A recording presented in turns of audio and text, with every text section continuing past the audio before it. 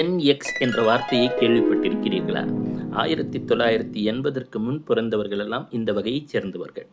இவர்கள் இளைஞர்களாக வளரும் பொழுது உலகிலே பெரும் யுத்தம் கிடையாது, பொருளாதாரம் நிலையாக சென்று கொண்டிருந்தது. கணினி சார்ந்த வேலைகள்லாம் உடனே கிடச்சிரும். ஏதோ ப்ரோக்ராமிங் தெரிஞ்சால் போதும், நல்ல சம்பளம், விலைவாசி எல்லாம் குறைவு. நகை விலையெல்லாம் கேட்டால் தெரியும், அந்த காலத்தில் ரொம்ப கம்மிங்க. அனுபவங்கள் என்பது இவ்வளவு கசப்பாக இல்லை.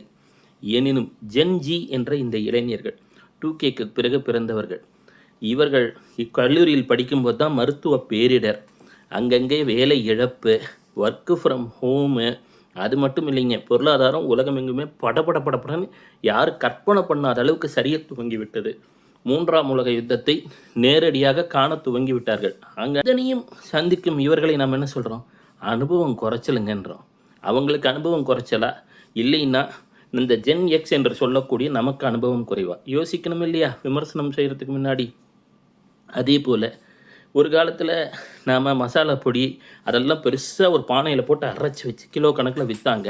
அதையே பேக்கெட்டில் விற்கும் பொழுது விமர்சனம் செய்தார்கள். பிறகு இப்போது அதுதான் ஒரு நடைமுறையாயிடுச்சு.